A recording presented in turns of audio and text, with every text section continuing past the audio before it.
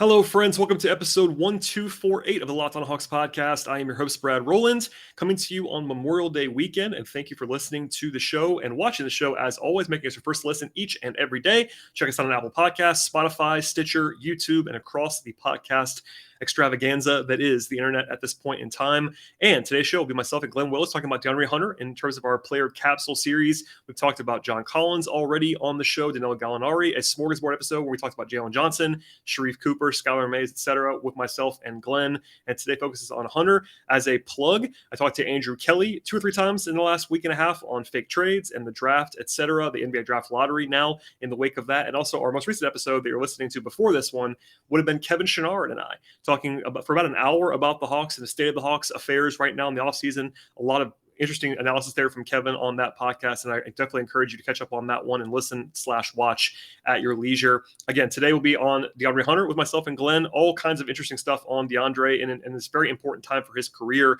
from year 3 to year 4, extension talk, offense, defense, etc. All that full breakdown. I'm recording this before I leave for actually a trip over the weekend, so keep that in mind. But nothing should have changed a whole lot, and I'm just telling you that for context purposes. But without further delay, you'll hear the intro, and then it's myself and Glenn talking about DeAndre Hunter. You are Locked On Hawks, your daily Atlanta Hawks podcast. Part of the Locked On Podcast Network. Your team every day.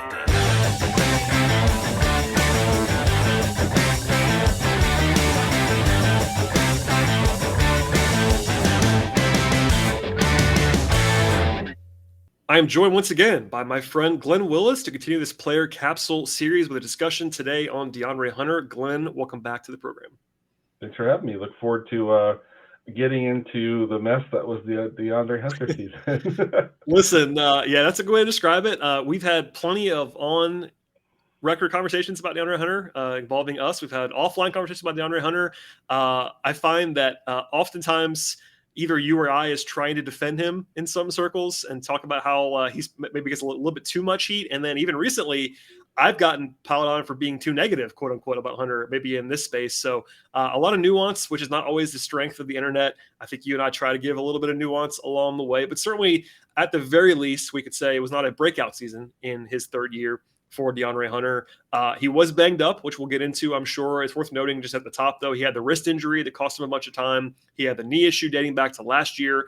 And then he even said at the exit interview at the end of the season that a back issue was really bothering him, which I know our friend Kevin Chouinard has pointed out ad nauseum about that Kelly Oubre hard foul in Charlotte, where that might have been what caused a lot of that for Hunter. So that's one of the caveats. The other that I want to point out before we dive into anything else is that he is, of course, entering his potential extension window at the end of year 3, as Kevin Huerter was last year, as John Collins had in the previous season.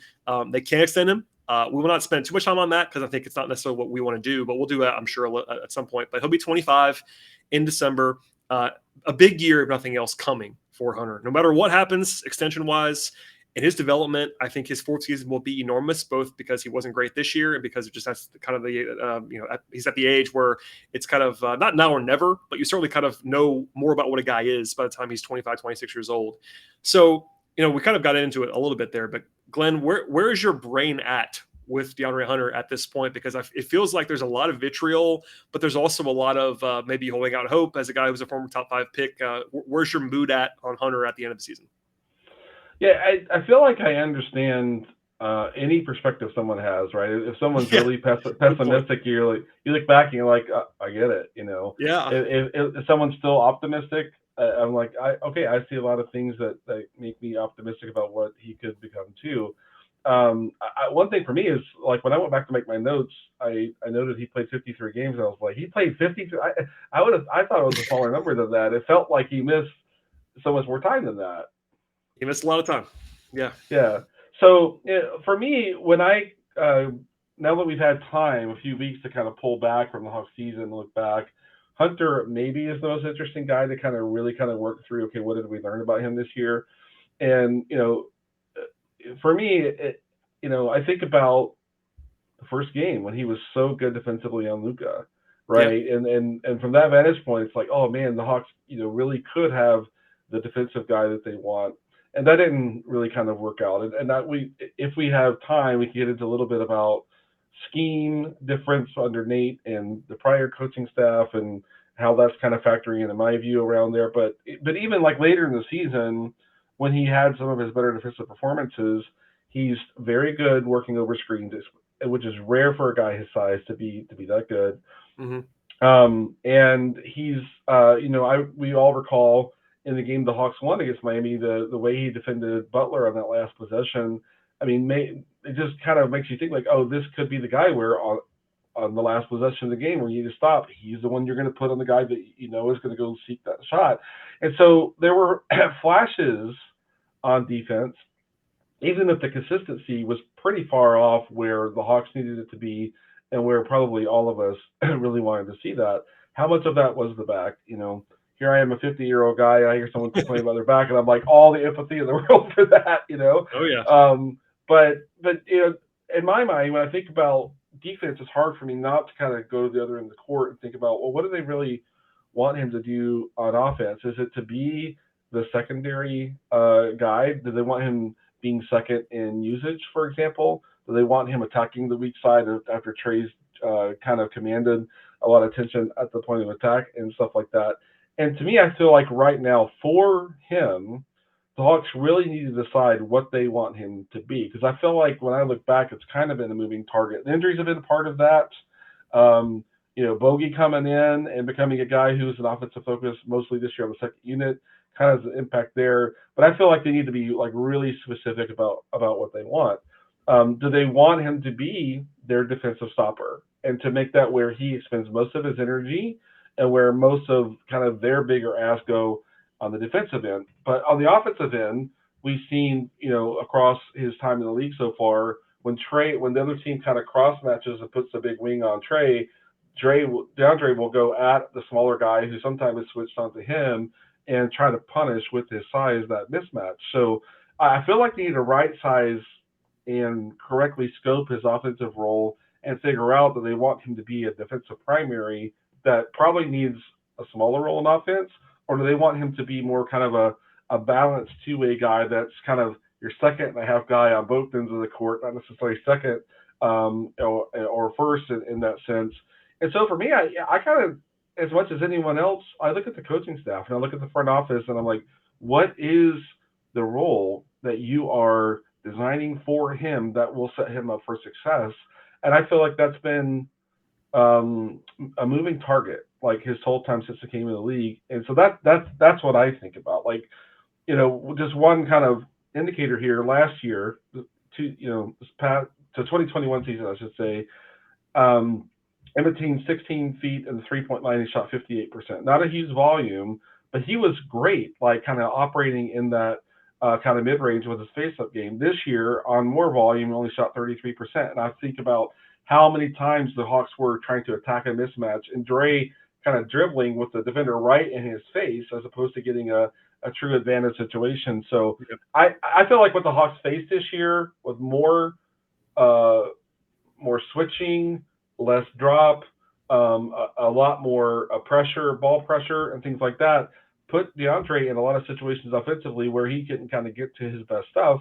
And again, that's the thing that makes me go back and look at the coaching staff. So my top line takeaway this year is, man, figure out what his role needs to be consistent with that, help them get set up for success with that, and stop, kind of changing where he is in the offensive pecking order, and decide if he's going to be your first defensive wing or if you need somebody else kind of in that mix on that side as well. Because I think Hunter needs that consistency and that role consistency that come along, and I feel like it's something he hasn't had at this point. I think it's something he needs, and that's maybe my biggest takeaway with him.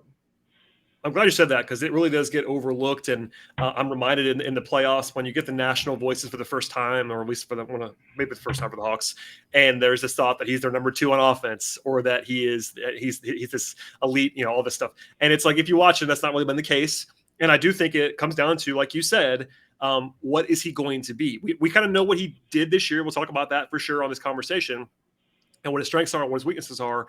But I think just taking a step back and laying it out like you just did is like, what does the organization want him to be? Because I think we kind of know they need a primary defender on the wing. He has been their best defender on the wing. He's been in that role, but not necessarily, a focus that's overarching in that direction. And then on offense, yeah, we all know they don't have a number 2 either, but he's not that right now. Do they want him to be in the future? And it's tough because, I think you laid it out the way, if he's your number 2.5 player on both ends of the floor, does he ever get good enough at either one of those things? That's part of the problem too, is just internal development wise, what's his focus supposed to be? And obviously you want him to get better on both ends of the floor, but for me, primary concern number 1 is having him be the defender that you think he needs to be. And especially given the roster construction, and he's been, again, their best guy, but I think it's fair to say he's not been incredible defensively. So that's part of the issue as well. I'm glad you sort of laid it out that way. We're going to dive into both sides of the ball. I promise you on that. Before we get to that, though, a word from our sponsors on the podcast today. Today's show is brought to you by Built Bar, and we've been asking for a long time, and Built has now delivered. Built Bar granola bars are here. Built granola bars come in 3 unbelievable flavors. They have chocolate peanut butter, chocolate coconut, and white chocolate berry. If you want to try all 3 options, get a mixed box right now at Built.com. They're so different from other bars and the puffs. Built bars, through the granola scene, are loaded with granola. It's the perfect combination of crunch and chewiness, and just like bars and puffs, the bars have protein. They're packed with it, and they have 100% real chocolate on the outside. Well, 150 calories, 15 grams of protein, only 4 grams of sugar. Built granola bars will change your world because Built has cracked the code to a better granola. They're the perfect healthy snack to pack in your lunch, take on the road, or eat as a snack, and they have the collagen protein you need to help your body absorb more efficiently. That provides a ton of health benefits. If you're waiting for a delicious and healthy granola bar to hit the market, this is absolutely your time. Head to Built.com right now to get all of the Built granola bars. They have the 3 delicious flavors to try. Once again, that's chocolate peanut butter, chocolate coconut, and white chocolate berry. Do not miss out on this. Get yours today while supplies last, of course, and go to Built.com to get all the Built granola bars that you want right now. Use the promo code LOCK15 when you get there. One more time, that's promo code LOCK15, Built.com, 15% off at Built.com. Glenn, let's talk about offense first. You kind of pivoted back to the offense. Let's do that. I have some numbers, and we'll sort of dive into what transpired here. You talked about the volume that he took in the mid-range and the way he shot that there. It's interesting enough to me. He shot very poorly on floater range shots and long twos last year, especially in comparison to the year before. Now, you mentioned the number. I think it was 58, 59%. That is never sustainable for anyone unless you're Kevin Durant. No one's shooting that from long two. So I think a little bit was the tease of how good he was early in the year. In his second season, he was clearly making every shot he took, basically, and that was not necessarily going to be sustainable, but it crashed back to earth. And this year he shot about 47% on twos. That's not great for a guy with his physical size and power. And he did shoot well on threes, about 38% or so, but also took the least volume of his career from three. So maybe you could say he took better shots. You might say that maybe that helped to his percentage, but that's an interesting kind of point. And then beyond the shooting, which we can sort of get into as well, his assist rate was, let's just say, terrible. A 6.1% assist rate. I think he's been one of the worst passing small forwards in the league. I don't say that lightly. I don't mean that to pile on, but in terms of what his position is, most guys playing the three are not as bad of a passer as he has been. In comparison, this is going to kind of startle people, I think. He had a worse assist rate than Clint Capella, than Onyeka Okongwu, and other bigs, let's just say. And Capella and Okongwu are not noticed, especially Capella, not noticed as a great passer.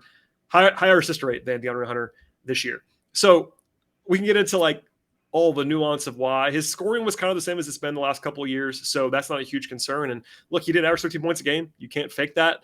But there were strengths, there were weaknesses. I will just leave before I hand it over to you. I'll just say it is a bright spot that he has now established himself as at least a pretty good three-point shooter. And if you're a 3-and-D guy, going back to what we said a second ago, if your role is going to be, let's just say Dorian Finney-Smith as a comparison point, that's a good player.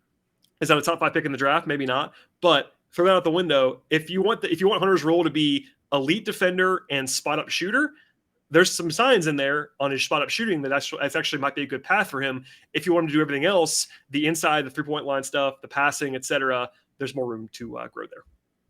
Yeah, no doubt about it. And, I hope for once and for all ready to move on from baby Kawhi, and No, we're never ready. We're never ready for that, Glenn. It will never die. I get it. He was a top 5 pick, and the hopes were high and things like that. But I sometimes I realize I think like people not really know how rare that is, like that level of two-way player, Paul George kind of level.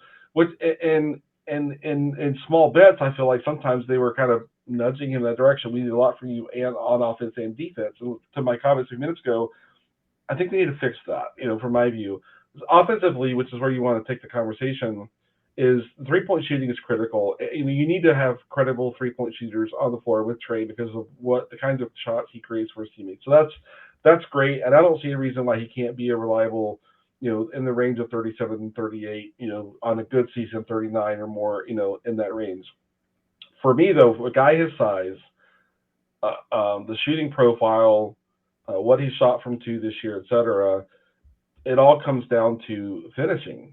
And not just finishing at the rim, but embracing contact when it's there. And I know that we're not, Kevin Huerter will be in a different, podcast, but if you have a 2 and a 3 that start, that when Trey has to give up the ball and the ball comes to him on the weak side and there's a seam that's created, and the right play is to get into that seam and attack that seam, if neither one of those guys is willing to go strong to the rim and encounter serious contact, especially in the playoffs, that's an issue. So I mentioned Huerter only because I don't want it to sound on this podcast like that's a unique thing to Hunter. They've got to have it. They need it for them to like become a real kind of contender with this roster construct. Hopefully, improving.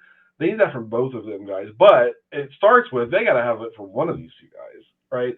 And there are times when it'll look like, oh, he realizes that how much length he has, and he'll realize like how strong he is and how much size he has, and he'll go strong. But then you'll see him play the next 4 games and be 2 of 9 at the rim across those 4 games and look like he's avoiding contact. Now, is that the hand? Is that the back? Is it the other stuff?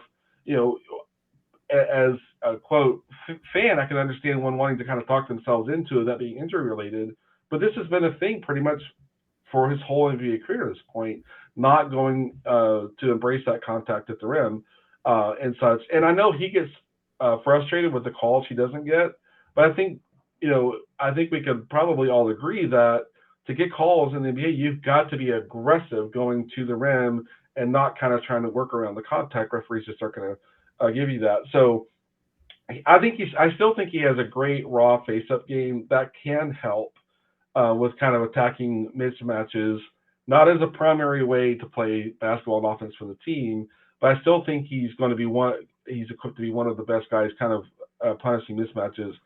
But in my mind, when you look at what the Hawks are trying to do in offense, like as their primary way of playing, Trey creating those weak side seams, he has got to, in my mind, the number one priority on offense development for him is attack that seam aggressively, get into that space, and finish and or draw contact. And if he's not willing to do that, that's really going to cap his offensive value in the construct of being a piece around Trey. No, it's a great point. And especially because he's not the great passer, like we just said, like he's not going to ever be, in my mind, he can improve there. I think he, much like Collins has, you can improve there and still not be great at it. And I think that's what you're hoping from Hunter is that he gets to be a better passer, but he's never going to be a great, number 2 distributor kind of guy. That's not really what he's built to do. So yeah, he's got to be aggressive. I know our friends at Clean the Glass had him rated as a 27th percentile rim finisher this year. For a guy with his physical tools, that's just not good enough. He's got to be better at that. Because I mean, we talked about just to lay it out. Like DeAndre Hunter is 6'8" with 7'1", 7'2" wingspan. He's chiseled. He's strong. Like Kevin Huerter, you can kind of see why he has limitations at the rim. Kevin Huerter's not a physical guy. Like he's better at that than he used to be, but he's always been a perimeter player. He's always been a shooter. He's very skinny. He's stronger than he used to be, but DeAndre Hunter doesn't have any of those issues. Hunter is a big physical guy, and to your point, when he does it, and when he ramps up, it can be really impressive looking. When he finishes at the rim through contact, it looks great sometimes. But accuracy-wise, through 3 seasons, he's basically been a below average, to be kind, rim finisher. And then we throw that into like middling efficiency on floaters and middling efficiency on long twos, aside from the weird second-year sample. Like that 2-point shooting is just not good enough. And it's different if you're the fifth option. Like if he was just going to be tasked with being only a catch and shoot guy, and that's not where they are yet. They definitely don't want him to be that. But if they were to do that, you can be fine with that, because then all he's doing is taking catch and shoot threes, playing good defense. That's a good role player, and there's room for that guy. But they have not come to the realization, at least internally, that he's going to be only that. So until unless it's going to be that, he's got to get better at other things. And to your point, like attacking the seam, getting downhill, not hesitating, and also not necessarily taking those pull-up twos. Like if it's a wide open pull-up two, not a bad shot for him. He's able to do that. I'm not the zealot on never take long twos. I'm not going to do that. But what you don't want is Hunter up faking and taking a contested 18-footer. You don't want that shot from him unless you absolutely have to have it late in the shot clock. So there's nuance there too, but he's always kind of really loved himself to take those contested long twos going back to college, and they've not quite gotten that out of him yet either. So to be below average, again, to be kind at the rim and in the mid range for basically most of his career to this point, plus a below average passer, you're getting to a point where your offense is not going to be able to be sustainably good. That's where we are now. You said like there's still hope for a lot of this stuff. I'm not closing the door at all, but it does kind of just lend itself to decision making, bringing it all the way back to what we talked about before, knowing what he needs to do or what they want him to do, and either do it better or do something else less, or like just finding that sweet spot of what they actually want. Yeah, I know. It's funny because I think about the way to handle getting Dre to be more aggressive in the seams, tucking the weak side when it's opened up. Is like when I coach, young people. There are times I get to a point where I'm trying to encourage a boy or girl to, or a teenager or whatever, to kind of do what I need them to do. And sometimes it's like, look, I know you wanted us to run plays to get you a three, right? But if you don't start attacking the seam like consistently, we're not running anything for you. So like it's like that important to us, and it's not trying to be like a drill sergeant kind of coach or whatever, but to emphasize like you have to do this for us to be successful. It just kind of feels like that's where they are with him, with attacking the rim and finishing and embracing contact. The second thing I guess I would point out on offense is that he did a lot more this year was being a screener in the pick and roll, especially the second half of the season. They ran a lot of double drag, we might call it, where it's wing big, and then they started converting the post screen action where the wing being first was slipping to the paint, and then the big kind of finding something else to do valuably, and which gave him a lot of opportunity to kind of catch the ball in the paint and such. This was the first year he had a heavy dose of that, and I thought when I watched him that he was showing some improvement in the nuance around all that. But I think coming into this season, they decide is that going to be something we do with him a lot? Because if so, they need to give him a ton of reps and really prepare him to be in that role where he's screening and slipping, screening and popping, whatever that is, because he really did none of that before this season. And they almost had to do that because of the way that they were being defended. And the wing big helps them kind of make the big man, who is typically thinking about getting to the level of screen, helping on trade, et cetera. It creates that space in the middle. And I thought they made a little bit of progress kind of getting him to do some stuff with that. So that's another thing to kind of watch going into the next season is he still heavily involved in that screen action, wing big screen action, or do they go away from that and have him set up on the weak side, kind of spotting up and waiting for the ball to rotate to him and attacking? It doesn't have to be one or the other. But in my mind, I wouldn't want to go to like, Andre, here's the 5 or 6 different things we're going to do with you. It's like, here are the 2 things we're going to do with you, right? You're going to spot up on the weak side, catch it, rotate the ball and attack, or we're going to put you into the wing big staggered screen and kind of go that way. And that's really all we're asking you to do. Now, they also put him on ball sometimes when trading to break. They'll run that stack where he lifts to one of the 3-point breaks and runs a pick and roll from there. That's fine. I think I would punt. I think I would punt on any idea of having him running more than 3 or 4 pick and rolls a game or something like that. Yeah, it's a very secondary, maybe a tertiary idea, because it's not really what he's gonna do super well. Yeah. And the ball handling is just, I mean, that's what will hold him back in that situation. Now the handle could come along with some work and things like that, and hopefully if he is healthy in this off season, that will come along. But he's just not decisive enough. He doesn't process that action enough, in my view, to really do that. So I would make that a third priority if they're going to kind of get to a third priority. So back to weak side, function as in the staggered screen and know how to function coming out of that screen. And then if there's anything you want to do with him on ball, that to me, that's the third priority. That's how I would stack it up for him next year and try to simplify a little bit of what they have going on. There are a few other things, like he did some good rim running this year. I think a lot of people didn't notice, in a way that kind of Jimmy Butler as a wing will render him like crazy and rely on, like this year, Lowry to hit it. I think there's something to explore there as a marginal thing for him and a kind of a matchup-based thing for him. But in terms of like, hey, DeAndre, this is the offensive work that we envision for you this year. It's spot up, attack that weak side strong, get into the seam, embrace that contact finish, work as a screener, know how to come off of that screen and get into the space where you're helping the offense overall, whether you get the ball or not. Everything else comes after that. That's how I would stack it up, and I hope that's what we see. Yeah, that's a good point. I have a couple more things to ask you about the offense, and then we sort of transition back to the defensive end of the floor because it's all put together in that similar two-way fashion. But first, a word from our sponsors on the podcast.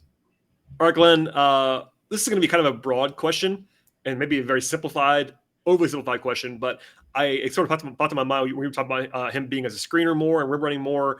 He played a lot more power forward last year at different times, both according to the play-by-play data and also just because of Gallo's absence and then Collins at the end of the year being absent. Hunter played a lot of 4, and there's some defensive stuff about that as well. But I wonder if that sort of hampered him a little bit on offense at times because it's just a very different role in the Hawks offense when he's playing the 4 versus when he's playing the 3. And you also mentioned the wrist injury, which I brought up. I know our mutual friend Andrew Kelly has said this behind the scenes, but like I wonder if that really hurt his ball handling, because that's been one of the real issues with Hunter is that as a ball handler for a small forward, it's not gone very well. And I wonder if he just sort of stagnated because of the wrist or whatever's going on there. So I wonder what springs to mind about those two potential things, because it's kind of all mixed in together. But if he's not going to be a great ball handler, it's harder to get downhill, to our points earlier.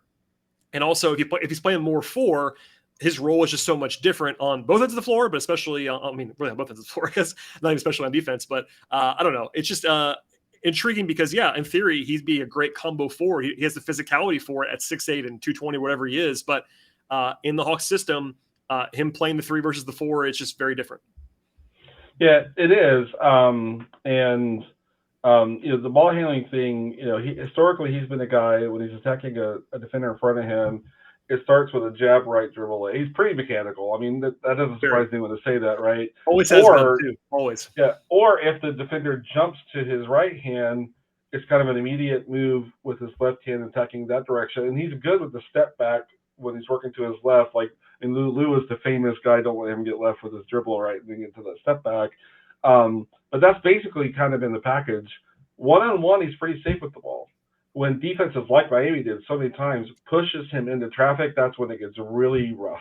Yep. And that's where the improvement has to come for him to be one of your primaries on offense. Now, defensively, when we go back to before the coaching change, he was often the defensive point guard or defending the other team's point guard a ton. And that shifted a little bit this year, especially with Herder kind of cementing his spot in the starting lineup where they kind of went game to game in terms of how Herder and Hunter were going to match up there.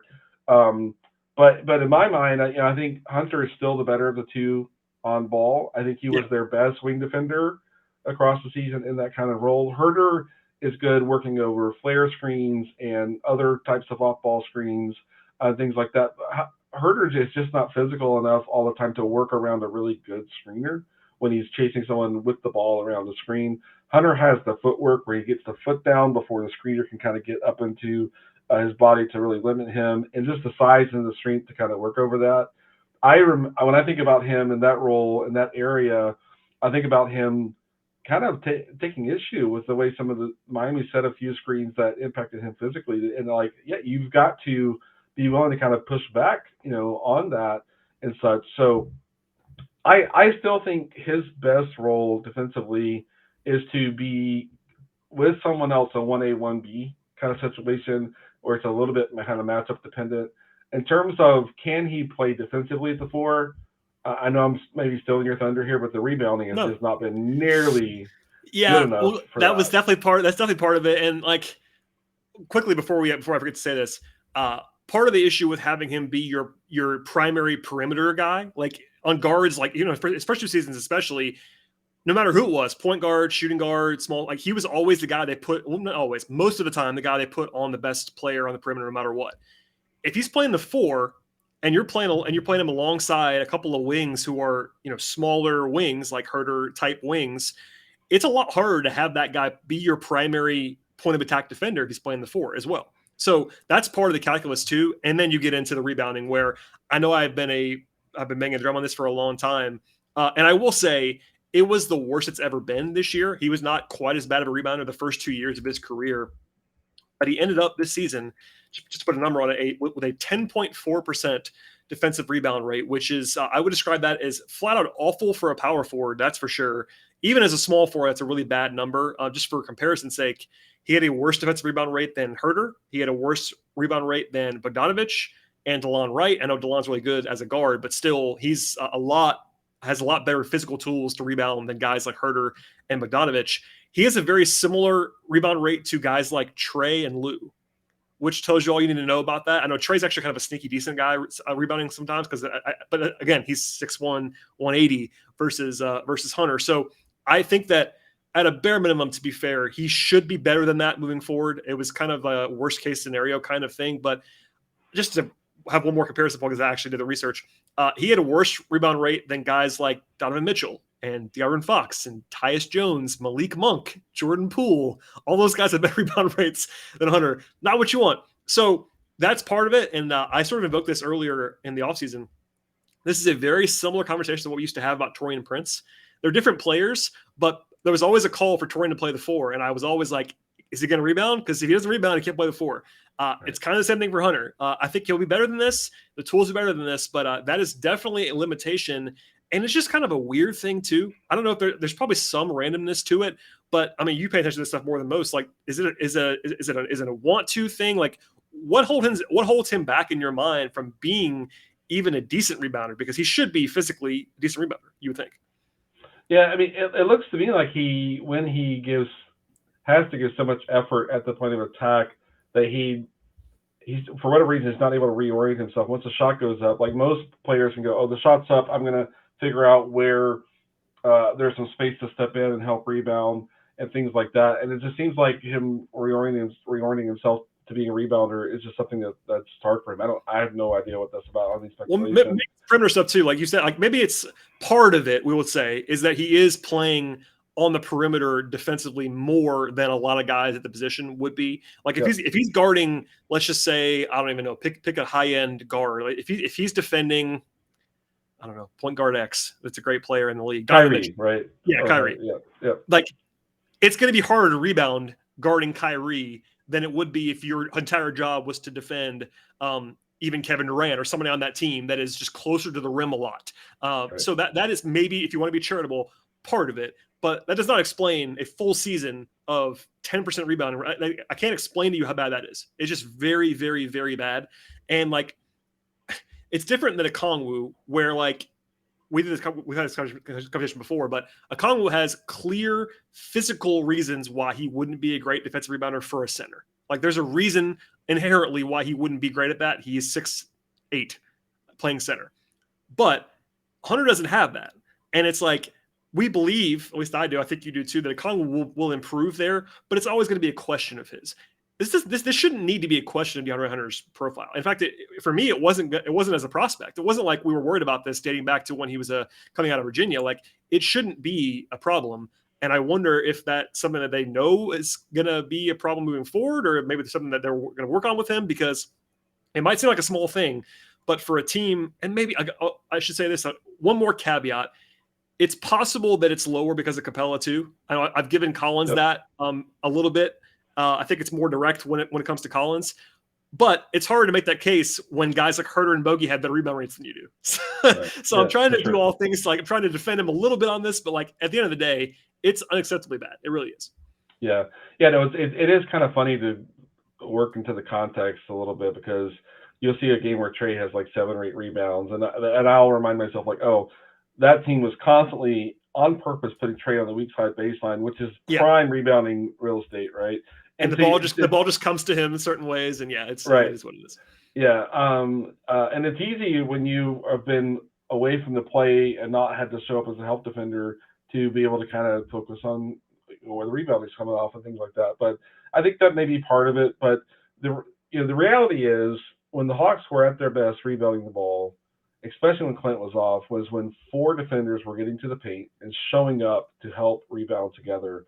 And he was maybe the least consistent in doing it. Like Bogey was incredible at that, like just being really consistent, coming down to help rebound, and Herter too. And that's where those guys pick up, an extra 2 or 3 rebounds in a game sometimes that makes a big difference. It was kind of funny in the Miami series. Like it felt like we went like 7 quarters without him getting a single rebound. And I think it was early in game 5, maybe in 4 or 5, when finally he got a rebound. But like I joked and like said the ball came off the rim and like came right at him and almost like murdered him. Like the ball was like, "You're gonna rebound me," The first 4 games of the Miami series, he got a total of 7 defensive rebounds, and he was playing 30 plus minutes a game. And I mean, you cannot have that happen. Now, granted, game 5, he had 10 defensive rebounds in game 5. And that was like a throw a party situation. But I mean, I have all these stats and I won't use them all, but there was a month and a half stretch this year from mid-February to the end of March where he never exceeded 5 rebounds in a game. He was playing every night for a month and a half. And like, you might just luck into that sometimes. Like you just said with Trey or with Bogey, like it could, I mean, we don't have to keep talking about that for that much, but it's a question. And that definitely hurts him in terms. I was going to ask you about these catch-all metrics, which they don't tell you everything, but like Hunter basically is viewed as an average or maybe even worse than average defender by some of these catch-alls. Like the ones that I trust, even like EPM and Raptor, the ones that I think are probably the better ones, don't view Hunter as this like great defensive player. And I think as much as you and I believe in his defense, I think it's fair to say that he's not been as advertised defensively through 3 seasons, at least on the whole. And I think last year, and again, this is someone I had him in my top 5 coming out because I believe in the defense is sort of a floor raising thing. Like I think he's going to be good defensively. I don't think he's bad. We've said that a number of times on this show. Like he's been their go-to best wing defender. But like, what do you make of the numbers? Maybe that's part of that is like the team success or lack thereof that kind of drags you down and those as well. But do you think he's a good defender right now? Like on the whole, like I want you to kind of lay out what you think are his strengths and weaknesses too, as sort of an overall, because we're trying to be more nuanced than this, but people will ask you or they'll ask me like, how good is he on defense? As someone that doesn't watch the Hawks every night. And I don't even know what to tell people sometimes. It's like, okay, he's not bad. I'll say that. That's a baseline. That's a positive thing. But is he like a game-changing defender? Because right now, I think the answer is probably no to that in terms of like being a huge like plus guy. Yeah, for me, I think the numbers are mostly about inconsistency this year. I think he had probably like 7 or 8 games where it's like, okay, he really made an impact on defense, right? For the way that the roster blueprint was put together this year, for the Hawks to win, say, 52 games or more, right? They needed him to be a guy who was so good on defense that people started saying, is he going to get some votes for all defense? And he was miles away. Like he wasn't, I mean, no one should have spent even a second thinking about whether DeAndre should have gotten like votes for all defense. And in my mind, that is an important input into the way you construct rosters going forward. If they're trying to kind of move themselves towards being a true contender, I think you have to say to yourself, DeAndre's never going to be, or is unlikely to ever be a guy who is giving you that much defensive consistency to help you get to being a top 12 or top 10 defense in the league. And so he probably needs to be your 1B on defense at best. I'm not talking about on your average NBA team. I'm talking about a team that's really trying to do something, right? Yeah. And that's where that comes for me.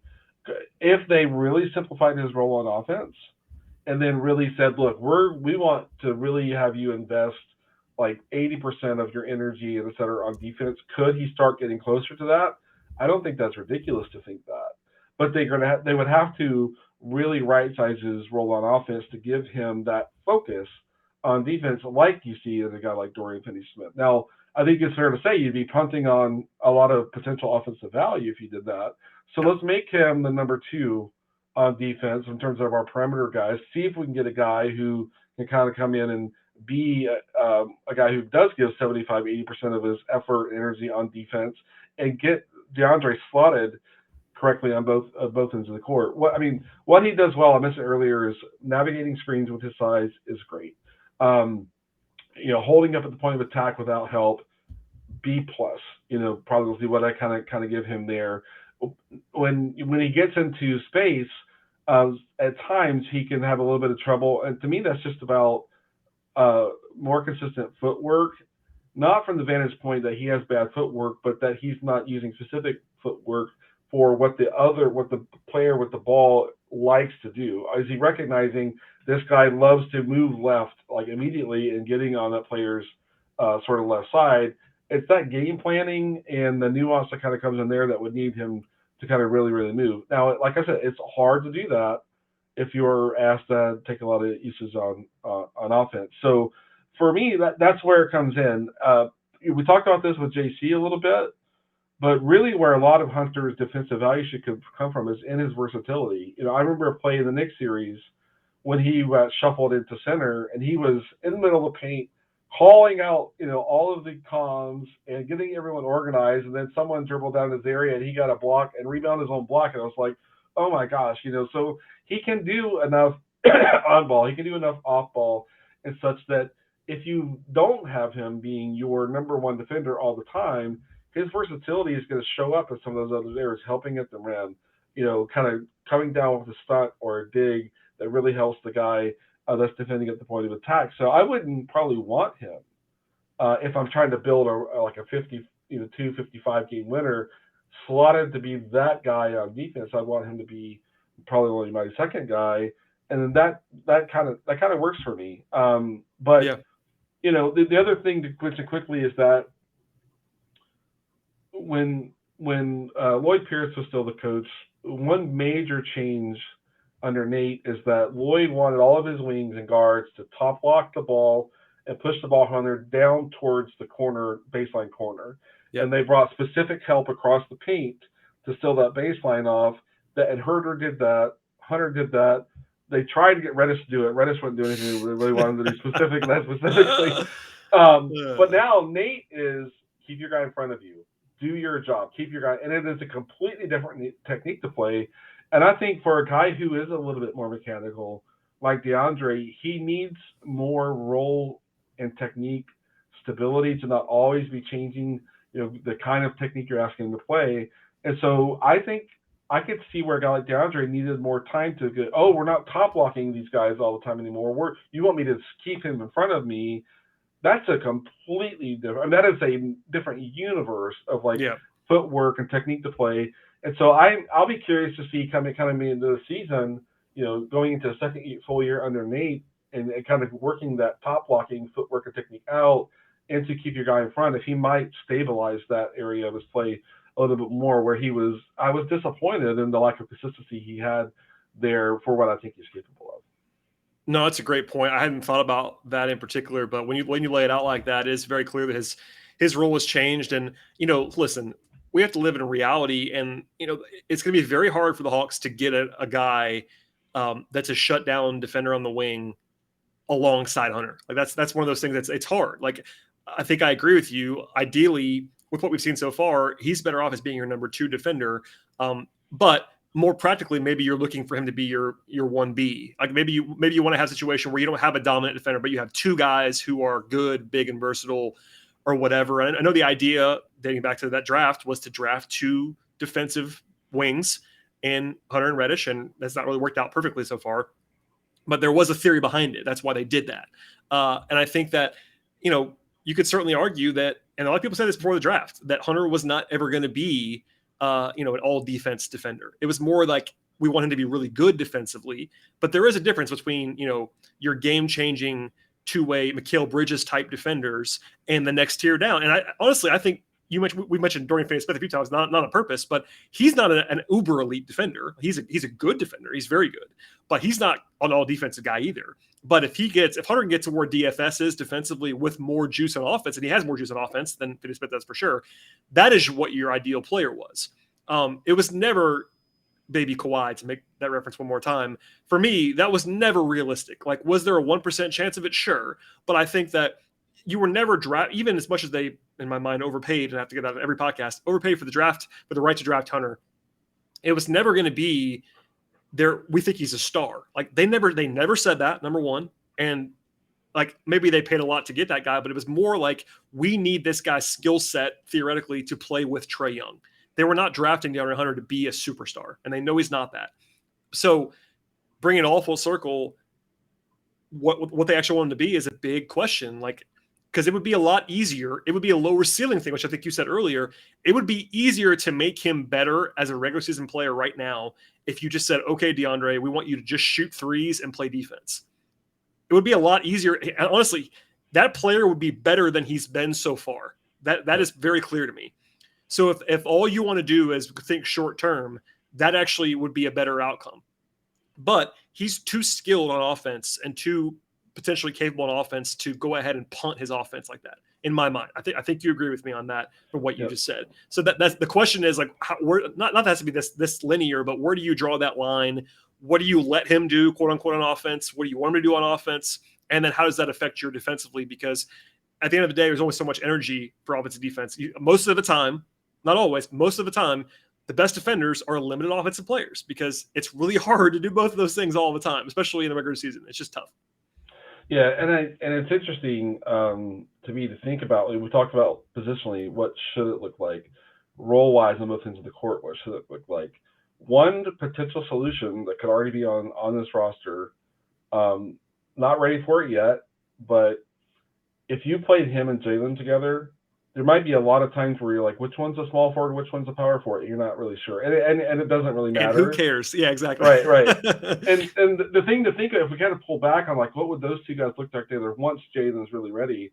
You look at Jalen's ball handling and creation potential, much higher ceiling than DeAndre in both of those areas. And that's where you might work, DeAndre just as a spot up guy, attack those teams on the weak side, and get Jalen more into primary action as the guy who's setting a screen, functioning the short roll, whatever that might be. And then on the other end of the court, I think Jalen has shown a lot that he could be a very good rebounder for his position, which helps offset some of the shortcomings that DeAndre has. And in that case, DeAndre, I think, is always going to be a better on-ball defender than Jalen.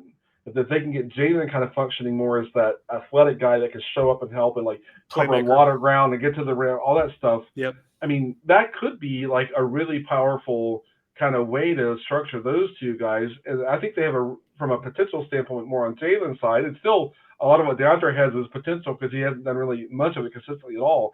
The pairing there could really be something if they could kind of get both of them to hit on the areas that they would need to hit on to make that match up. And again, I'm not ready to answer the question like, well, then might that be a thing that works the second half of this next season? I don't know. I don't know if Jason get far enough. Or would it be the next season? The next season seems like a more realistic target. Yeah. But as corporate speak, as a stretch goal to get some of that this season, that excites me. That pairing, the possibility of that, and again, there's a lot of things that have to go right, and they both would have to embrace the role that is carved out for them to get them to complement one another. But that could be a thing that kind of solves for a lot of the issues that we're seeing, where the play at the 3 and the 4, depending on what lineups on the court, is kind of clunky and not always kind of what it needs to be. Those two guys, if it came together the right way, could be pretty interesting and helpful. No, it could be, and I will avoid the rabbit hole entirely. But if you had those guys as your 3 and 4, you are open up in a lot of ways to compensate for what you don't have other places. Like you can play John Collins at center with those guys if you wanted to, and you have enough physicality and enough rebounding with Jalen at the 4 to get away with that in a way you couldn't if Hunter's playing the 4 with John Collins, et cetera. Or if you wanted to move on for Capella eventually, and they're probably gonna have to do that at some point. That'd be a good pairing with the Kongwu too, because then it kind of helps makes up for some of the size limitations with the Kongwu. If you have Jalen Johnson at 6'9", 220 and flying around next to him, that's a good pairing for him as well. So like all these questions, and it is future facing, but it's a good point. It's just really interesting. I to kind of put a bow on it before you get out of here. I know I have been people got mad at me recently for talking about Hunter and how much he struggled this year, and I think that maybe I should do a better job of framing that. It's not that I don't believe in Hunter long-term. I still do actually believe in Hunter pretty well. I'm also a realist, and I think it's kind of my job sometimes to point out, like, look, he could have a lot of talent and a lot of upside and a lot of future facing intrigue and also have been bad this year. And both those things kind of are true in this case. And there's more nuance than that, as I've tried to talk. I mean, we've Glenn and I have tried to do this for like 45 minutes now, talking about all the reasons why it was not a good season for him in year 3. That's objectively true in my mind. You could disagree with me if you want to, Glenn. I think you agree with me, and generally, it just wasn't a good season. That's okay. It doesn't mean that the party's over for DeAndre Hunter and you have to pack it up and go home. He could still have a great year in year 4. It's just it's a pretty interesting time for him, even beyond. I purposely did not want to do extension talk with you, Glenn. It's not necessarily what we do together most of the time, but like it's a big decision for the Hawks as well. Like in some ways you have to not fully decide on him, but if you want to extend him, you're really kind of buying on what you're seeing long-term. If you don't, the risk mitigation it's not a bad thing, but if he has a great season next year and now you're going to owe him like a near max contract, that's something else. So like, it's interesting. I'll just say this, the next 12 months for DeAndre Hunter are maybe career defining, honestly, both for his wallet and also for his future with the Hawks and whatever else. Like it's a big, big, big stretch coming up for him. I'm intrigued by it. We are both intrigued by it, I think, but it's going to be really interesting. Agreed. And I guess my last thought here is, I know a lot of Hawks fans are like, get him out of here, get him into a trade, whatever. And it's like, yeah, he had a rough season and it wasn't good enough. I'll also say, be careful what you wish for, because it is hard to find guys with his physical profile that will play as hard as he will play, that can move and have the functional athleticism that he does have. It is super hard to find those types. So, I get like, if we could trade him for a real difference maker. Yeah. Like you and I, we talked about John Collins, everybody's on the table to trade in those scenarios, right? That's what I said before.